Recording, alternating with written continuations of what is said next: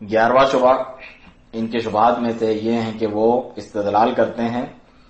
بعض مقاصد کو حاصل ہو جانا، یعنی ہم فلاں قبر یا مزار پہ گئے، فلاں جو ہم نے منت مانی تھی یا دعا کی تھی وہ تو پوری ہو گئی، فلاں نے فلاں قبر پہ جا کے دعا کیا، یا فلاں شیخ کو جو ہے فوت شدہ کو نام لے کے پکارا اپنی حاجت روائی مشکل کشائی کے لیے، اور اس کو اس کا مطلوب حاصل ہو گیا، اس کی حاجت روائی مشکل کشائی ہو گئی، اور وہ جو چیز چاہتا تھا اس کو وہ مل گئی، تو یہ دلیل ہے کہ صحیح ہے۔ اس کے جواب میں شیخ فرماتے ہیں کہ بعض مرادوں کا پورا ہونا، مقصود حاصل ہو جانا کسی مشرک کا، یہ دلیل نہیں ہے کہ یہ شرک کا عمل جائز ہے،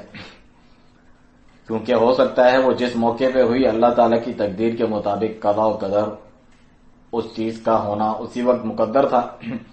لیکن یہ اس سبب کی وجہ سے یہ گمان کرنے لگے کہ فلاں شیخ یا ولی یا مزار کی وجہ سے ہوئے ہیں، یا پھر یہ بھی ہو سکتا ہے کہ اللہ تعالیٰ کی طرف سے ڈھیل ہے، استدراج ہے، ڈھیل ہے، اور ان کے لیے فتنہ ہے، جو دلیل نہیں بنتا کہ غیر اللہ سے دعا کرنا جائز ہے۔ تو اسی طرح ہم پاتے ہیں کہ جتنے بھی مشرکین ہیں ان کے پاس ایک بھی صحیح دلیل نہیں ہوتی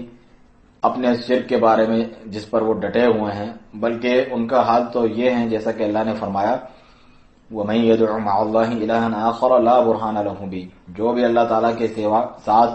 کسی اور کو پکارتا ہے اس کے پاس کوئی برہان دلیل ہے ہی نہیں۔ سورۃ المؤمنون آیت 117۔ تو جب شرک کا یہ حال ہے کہ اس پہ کوئی برہان، کوئی حجت، دلیل قائم نہیں، تو یقیناً جو توحید ہے اس پر ایک دلیل حجت نہیں بلکہ براہین قاطعہ، بالکل دو ٹوک اور ناقابل رد دلائل اور واضح حجتیں اس کے بارے میں موجود ہیں، جیسا کہ فرمایا سورۃ ابراہیم آیت 10 میں افی اللہ شک فاطر السماوات والارض، کیا اللہ کے بارے میں شک کرتے ہو جو آسمانوں اور زمین کا بنانے والا ہے۔ سورۃ البقرہ میں فرمایا یا ایھا الناس اعبدوا ربکم، اے لوگو عبادت کرو اپنے رب کی، الذی خلقکم، جس نے تمہیں پیدا کیا، والذین من قبلکم، اور انہیں بھی جو تم سے پہلے تھے، لعلکم تتقون، تاکہ تم بچ جاؤ، الذی جعل لکم الارض فراشا، وہ کہ جس نے تمہارے لیے زمین کو فرش بنایا،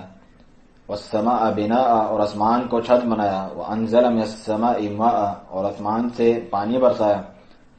فاخرج به من الثمرات رزقا لکم، پس اس کے ذریعے سے ثمرات پھل نکالے تمہارے رزق کے لیے، رزق کے بطور نکالے، فلا تجعلوا للہ اندادا وانتم تعلمون، بس اللہ تعالیٰ کے برابری والے قرار نہ دو حالانکہ تم جانتے ہو۔ یہ سورۃ البقرہ آیت 21 اور 22 ہیں۔